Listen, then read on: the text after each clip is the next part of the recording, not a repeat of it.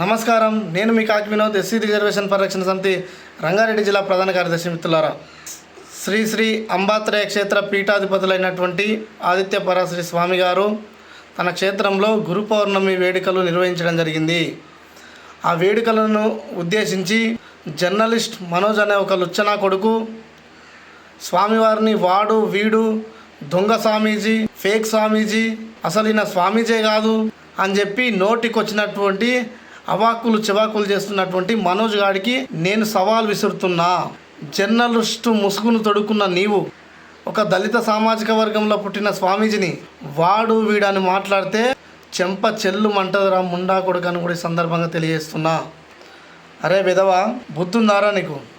సిగ్గులేని ముండా కొడుక. ఒక స్వామీజీ గురువుగా ఈ దేశం కోసం, ఈ ధర్మం కోసం, ఈ సంస్కృతి కోసం, ఈ సంప్రదాయాల గురించి, హిందూ ధర్మం గురించి అనేక వేదికల పైనకి ఎక్కి మాట్లాడుతున్నటువంటి స్వామీజీని ఇడు ఫేక్ స్వామీజీ, దొంగ స్వామీజీ అన్నావు కదరా. నీ దగ్గర ఎలాంటి ఆధారాలు ఉన్నాయా? నీ దగ్గర ఎటువంటి ఆధారాలు లేకుండా ఒక జర్నలిస్ట్ అనే ముసుగు తొడిగించుకొని హిందూ స్వామీజీలను, హిందూ ధర్మాన్ని దెబ్బతీయాలని చూస్తున్నావు కదా. ఖబర్దార్ బిడ్డ, గుర్తుపెట్టుకో. ఆ స్వామీజీ ఒక దళిత సామాజిక వర్గానికి చెందినవాడు కాబట్టే, దళితుడు కాబట్టే ఆ వీడియో చేశావు. గుర్తుపెట్టుకో. మా దళిత సామాజిక వర్గానికి వస్తే ఖబర్దార్ అని తెలియజేసుకుంటూ ఎస్సీ రిజర్వేషన్ పరిరక్షణ సమితి నువ్వు చేసినటువంటి అవమానకరమైనటువంటి మాటలను ఖండిస్తుంది. ఈరోజు చెప్తున్నాం, ఒక సంతు రవిదాస్ కావచ్చు, ఒక గురు గోవింద్ సింగ్ కావచ్చు, ఒక సంతు సేవాలాల్ మహారాజ్ కావచ్చు, ఒక స్వామి వివేకానంద కావచ్చు, ఈ దేశం కోసం, ఈ ధర్మం కోసం, సమాజంలో అంటరానితనం, అస్పృశ్యతను ఏ విధంగా తొలగించడానికి ప్రయత్నం చేసిరో అదే రీతిలో ఈ దేశం కోసం, ఈ ధర్మం కోసం అనునిత్యం పోరాటం చేస్తున్నటువంటి తపన ఉన్నటువంటి వ్యక్తి ఆదిత్య పరాశరి స్వామి గారు. అరే సిగ్గులేని ముండా కొడక, ఒక్కసారి నారాయణపేట జిల్లా ధన్వాడ మండలం బీజ్వారం అనే గ్రామానికి రా.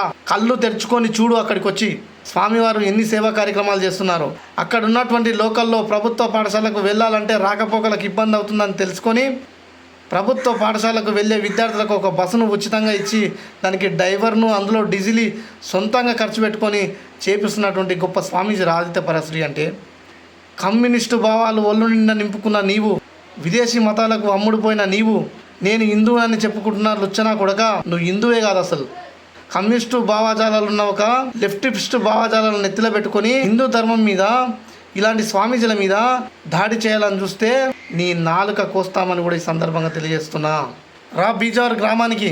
ఒక దళిత సామాజిక కులంలో పుట్టొచ్చు, కానీ స్వామీజీ దగ్గర అనేక కులాల వారు శిష్యరికం తీసుకొని అనేక కులాల వారు ఉన్నారా. నీ కళ్ళకు కనిపిస్తలేవా? ఏవైతే మాట్లాడినావో మాటలు వెనక్కి తీసుకొని క్షమాపణ చెప్పకపోతే నీ మీద పోలీస్ స్టేషన్లో కేసు కూడా ఫైల్ చేస్తామని కూడా ఈ సందర్భంగా తెలియజేస్తున్నా. నువ్వు ఒక అమ్మకు, అబ్బకు, అయ్యకు పుడితే నేను వాట్సాప్ కాల్ చేసిన, ఫోన్ లిఫ్ట్ చేయట్లేదు, ఫోన్ స్విచ్ ఆఫ్ పెట్టుకున్నావు, నీ నెంబర్ నాకు వాట్సాప్ చేయి, ఫోన్లో మాట్లాడతాను నీతోని.